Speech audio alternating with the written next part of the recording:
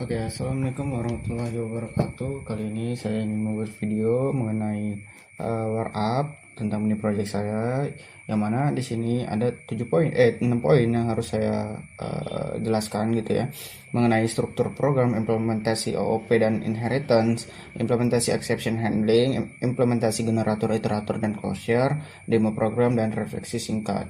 Nah, kita mulai dari yang pertama, yaitu struktur program. Di sini kita harus menjelaskan bahwa program kita itu dibangun secara modular, yaitu menggunakan package utama dan tampilan struktur folder dan isi file gitu ya. Kita langsung aja ke sini. Di sini saya mempunyai folder yang namanya Smart City gitu ya. Yang mana ini adalah folder utama gitu. Ya, dan di sini ada monitoring dan juga sensor, yang mana di dalamnya ini terdapat apa namanya? File yang mana di sensornya mempunyai sensor simulator, dan monitoring itu memiliki main ya. Nah, di sini apa namanya, si ini yang apa namanya, Smart City ini sebagai package gitu ya. Kenapa bisa disebut sebagai package? Karena dia memiliki init.py gitu ya, yang membaca bahwa ini nih sebuah package gitu ya. Dan di apa namanya, monitoring juga ini sebuah package gitu. Di sensor juga, ini folder sensor ini merupakan sebuah package. Dan di dalamnya itu terdapat modul apa aja, yaitu modul main, yang mana modul main ini nantinya untuk menjalankan program kita gitu, sebagai apa ya, sebagai file utama untuk menjalankan program kita gitu. Jadi kita tidak perlu lagi ke file-file yang lain atau modul-modul yang lain gitu ya. Nah, di sini ada juga sensor simulator.py. Nah, sensor ini sebagai modul juga. Nah, kenapa dia di sini menyimpan gitu ya, eh, struktur menyimpan isi yang harus dibuat gitu ya, untuk melengkapi untuk menjalankan program-program kita. Jadi kayak tempat nge-generate data itu kebanyakan itu dari sini semua gitu ya, gitu. Nah, terus kita di sini implementasi OOP dan inheritance. Nah, kita lanjutkan tadi kan tempat menyimpan data kan. Nah, di sini terdapat sebuah kelas gitu ya. Yang mana kelas ini kan merupakan sebuah OOP gitu ya, atau Object Oriented Programming gitu.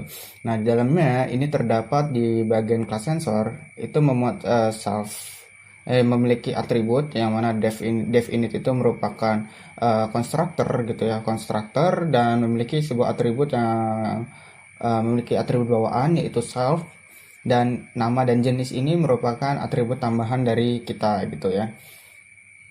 Nah, di sini terdapat gitu apa namanya, empat gitu ya, empat apa namanya, self gitu ya, yang mana self.nama ini mempresentasikan nama. Jadi nama-nama dari sensor gitu ya, nantinya bakal apa namanya, bisa kita simpan gitu di dalam self nama ini gitu. Dan self jenis juga sama gitu, dan self data. Kenapa di sini nggak ada datanya? Karena kan data ini kita mau mendapat secara random gitu kan, yang mana nantinya menggunakan random unit from gitu, dari 0 sampai berapa gitu ya. Nah, di sini jadi kita menggunakan variabelnya mulai dari 0 gitu ya. Dan self.timestamp ini untuk mencatat waktu gitu dari data yang dihasilkan. Nah, terus di sini mempunyai beberapa apa namanya, kalau di ini, fungsi fungsi. Nah, di sini kan memiliki beberapa fungsi gitu ya. Eh, Kalau misalnya bahasanya ini apa ya? Aduh.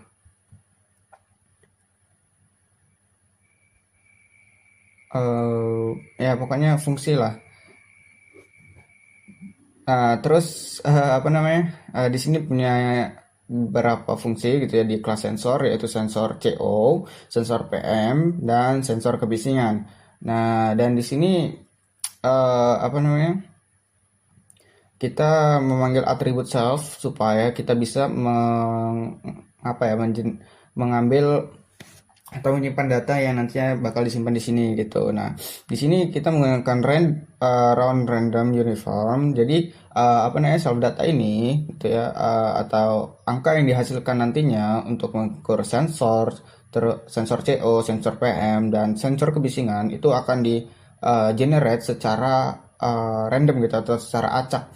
Yang mana eh, apa namanya?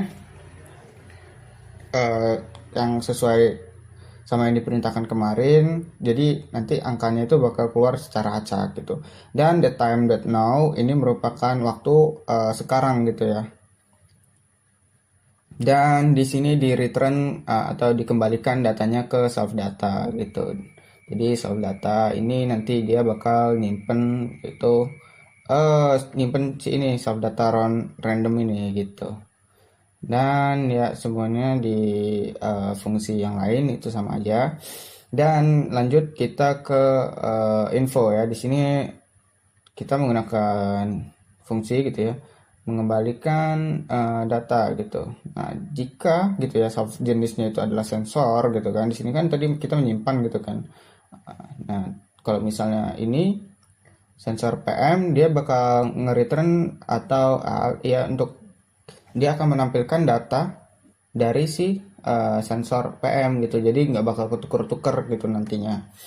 Nah, di sini kita mengimplementasikan inheritance di sini atau turunan lah bahasanya dari dari kelas sebelumnya gitu. Nah, di sini kan ada nih kita membuat sebuah kelas baru yaitu CO sensor gitu kan, yang mana kita mengambil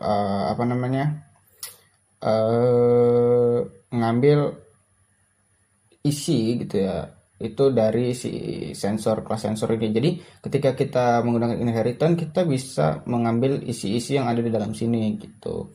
Nah, di sini kita setelah mengambil ya, di sini memiliki fungsi untuk kayak apa, uh, memfilter. Jadi kayak apakah ini aman gitu ya, atau sedang atau bahaya gitu ya. Nah, di sini juga sama aja. Dan di sini pun sama di kelas noise sensor. Dan di sini class location. Jadi kita mengambil inheritance gitu ya. Dan di sini memiliki Oh ya, sebelumnya kelas location ini untuk mempresentasikan lokasi. Jadi kayak misalnya lokasi kita di mana gitu kan. Kemarin kan diperintahkan untuk membuat mengenerate udara sekitar itu ke udara kan, mengenerate ini lingkungan sekitar itu menggunakan memberikan kayak kecamatannya mana, kelurahannya mana gitu kan. Maka di sini menggunakan konstruktor baru di kelas tersebut, kita tambahkan yaitu kecamatan dan kelurahan gitu. Dan di sini kita menggunakan inheritance dari kelas si sensor gitu ya, kelas sensor untuk mengambil self sensor PM25. Nah, jadi kita akan mengambil dari si PM25 ini kan, sensor PM gitu dan lain-lainnya gitu. Terus di sini sama ya untuk mengukur sensor. Jadi kita panggil gitu kan, self.sensor itu sama dengan PM25 ini kan, PM25.sensor, PM25.sensor itu di sini kan. Di sini kan udah ngambil isi-isi yang dari dalam sensor kan, kelas sensor. Jadi ketika kita manggil ini, kita sama aja manggil isi data yang ada di dalam si ini gitu ya. Dan ini ada fungsi untuk menampilkan info gitu ya dan mengembalikannya. Jadi ketika udah di ini langsung dikembalikan, kayak lokasinya di mana, terus self gitu ya, self sensor PM25 gitu ya, dan lain-lainnya. Nah, ini untuk ngetesnya lah gitu ya. Kita coba jalanin di sensor simulator.p. Kita di sini punya lokasi yaitu Jakarta dan Tanah Abang gitu ya. Dan kita langsung masuk ke lokasi gitu ya, ukur ukur sensor nih, lokasi ukur sensor. Jadi dia memuat apa aja di sini, memuat sensor CO, sensor PM, sensor kebisingan. Jadi nanti ketika kita manggilkan gitu ya, kan kita udah kayak gini kan, nah terus bakal dikembalikan gitu di sininya nih.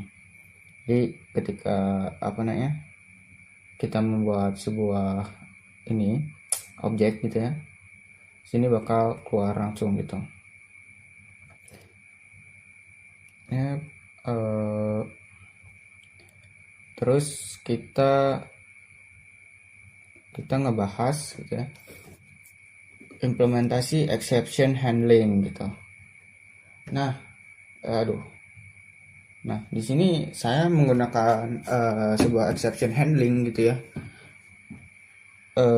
Di bagian saat user memilihkan eh, nomor gitu, supaya user itu nggak ngantlong ke sana ke sini gitu. Jadi kayak fokusnya itu hanya di eh, nilai yang telah saya berikan gitu kan. Di sini saya menggunakan try exception gitu ya, yang mana nanti ketika user itu melebihi dari angka ini kan hanya 1, 2, 3, 4, 5, 6, 7 sampai 8 gitu kan. Nah, di sini ketika user itu kayak ngetik 9, itu akan dikembalikan nilainya atau ditampilkan pilihan tidak tersedia. Pilihan itu antara 1 sampai 8 aja gitu ya. Jadi ketika ini melebihi gitu ya, akan error di sininya dan langsung menampilkan ini value error gitu ya. Dan apa namanya, akan mengulang lagi gitu sampai apa namanya, kan di sini kan pakai while true kan, jadi akan diulang lagi gitu.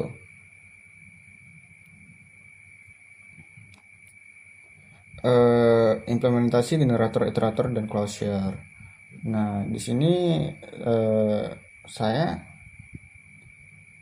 tidak menggunakan generator, tapi di sini menggunakan iterator. Iteratornya itu di bagian ini, for waktu, nilai, apa namanya, riwayat, data, jenis gitu ya. Dan eh, sini menggunakan closure. Closure itu di bagian saat saya mencari lokasi gitu ya. Nah, di sini kan menggunakan lambda function kan, kayak misalnya hasil gitu ya kan, list gitu, lambda x misalnya di sini, terus nama lokasinya, yang mana di sini kayak kayak apa ya? Semua kata itu bakal dibuat menjadi angka kecil gitu, nggak ada kata besar semua di sini. Dan ini sama, dan ini akan digabungkan dengan ini, jadi lokasi kecamatan dot lower ini akan digabungkan dengan ini, jadi kayak misalnya apa ya, misalnya gini, misalnya Natar gitu ya. Nah, nanti ini akan ditambahkan gitu sama misal Lampung gitu ya, nah, gitu, dan dijadikan menjadi string. Dan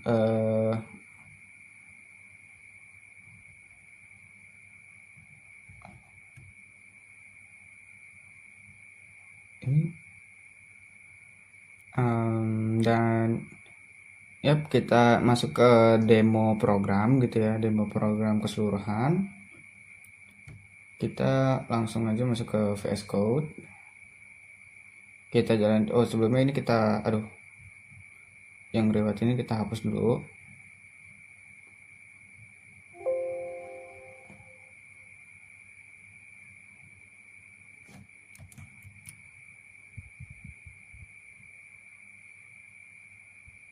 Hapus.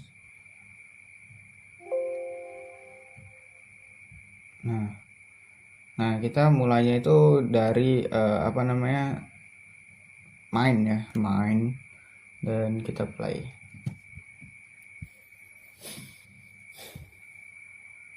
Nah, di sini eh, langsung menampilkan menu utama gitu ya, menu utama yang saya buat di bagian main gitu ini. Gitu. Jadi ini eh, di sini ada terdapat 8 menu. Menu pertama untuk tambah lokasi, tampilan pilihan kedua itu tampilkan lokasi dan seterusnya sampai ke 8 gitu. Oh iya, ini belum diedit ya.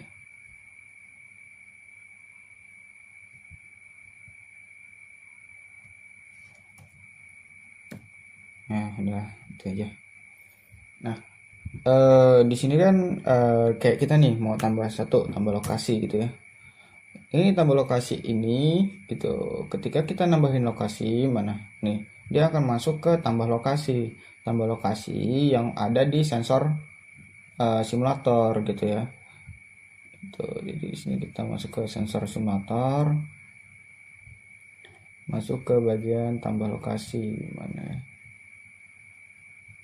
Ambil ke lokasi. Oh, lokasi. Oh, ini untuk mengukur semua nih. Oh, ini nih. Jadi kayak misalnya apa namanya, masukin input nih kan. Jadi kayak kecamatan, misal sini Natar. Kayak deh Natar, negara itu aja. Ratu. Oh, pecah telur. Oh iya, adalah. Nah, di sini kan berhasil ditambahkan gitu kan. Dan kita bakal tampilkan lokasi. Ini tampilkan lokasi di sini. Jadi ketika data itu masih kosong, bakal di print ini. Cuman kalau misalnya nggak ada, bakal dikembalikan melalui lokasi gitu. Yang mana lokasi itu disimpan di lokasi itu disimpan di mana ya? Oh, sinden lokasi.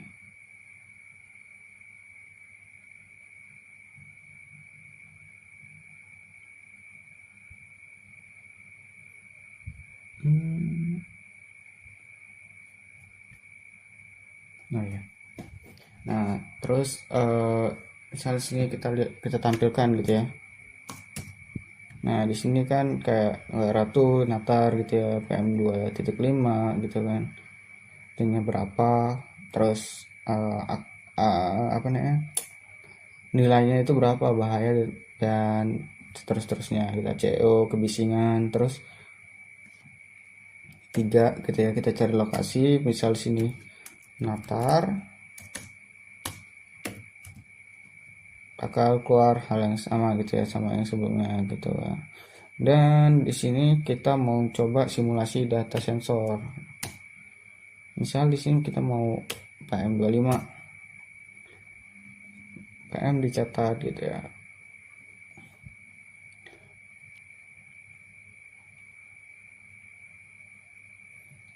Nah, di sini keluar gitu ya. Nah, tertinggi, terendah, dan rata-ratanya. Habis itu kita mau lihat yang tadi kita simulasiin gitu ya. PM25 gitu ya. Ini datanya. Dan kita masuk ke bagian unduh riwayat gitu ya. Masuk ke 6, kita unduh riwayatnya, dan tadi kan kita udah hapus. Nah, di sini udah ada lagi. Nah, sama aja kan sama yang di sini. Tuh. 659. Nah, terus kita eh mau baca yang tadi file kita udah unduh gitu ya, misal. Nah, di sini kita klik 7, baca file. Nah, dia bakal keluar hal yang sama gitu sama yang di sini. Dan kita ketika klik 8, ya udah itu exit. Tahu program kita udah selesai gitu. Dan oh iya, kita mau bagian exception handling ya. Misal kita di sini klikkan 9 gitu kan, di sini kan nggak ada kan 9. Dia langsung bakal error gitu kan. Error, pilihan tidak tersedia. Pilih antara 1 dan 8 saja. Misal di sini pun apa namanya? Kata ngacak gitu ya. Nah, pilihan tidak tersedia. Pilih antara 1 sampai 8 aja. Jadi exception handling di sini bakal kayak meminimalisir gitu ya. Program itu bakal langsung error kalau misalnya dikasih angka-angka yang eh, atau huruf-huruf yang tidak sesuai dengan apa yang kita inginkan gitu atau yang ada di dalam program. Hmm. Yap, bagian 6, refleksi singkat, hal yang paling menantang dan pelajaran yang didapat selama mengerjakan mini project. Jadi eh, yang paling menantang gitu ya.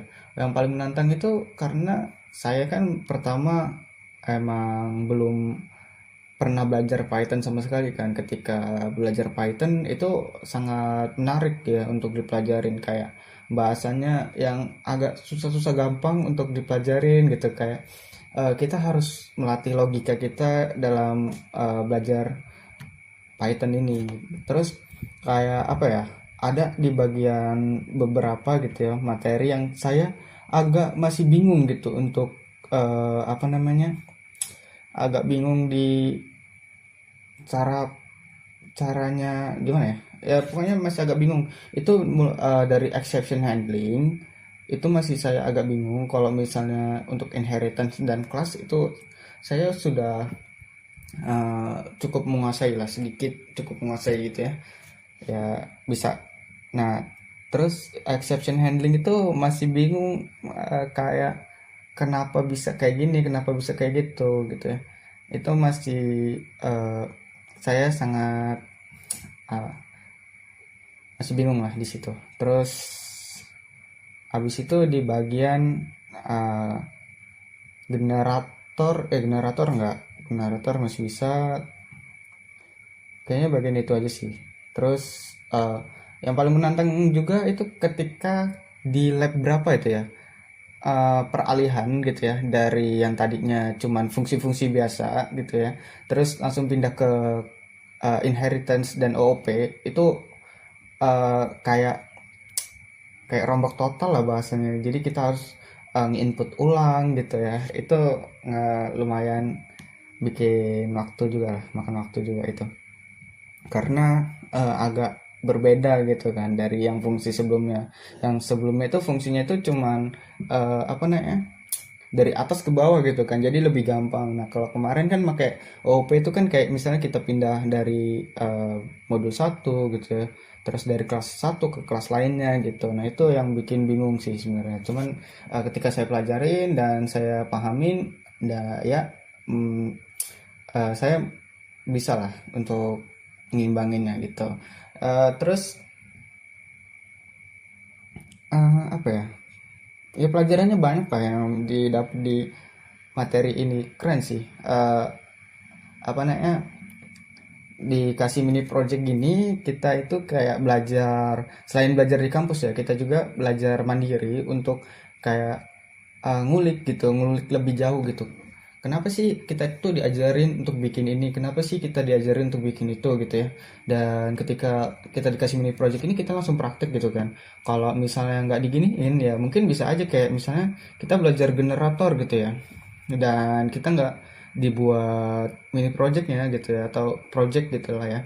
Eh, itu kayak langsung lupa gitu ya. Ini merupakan mini project ini menurut saya sangat bagus lah untuk diteruskan gitu ya.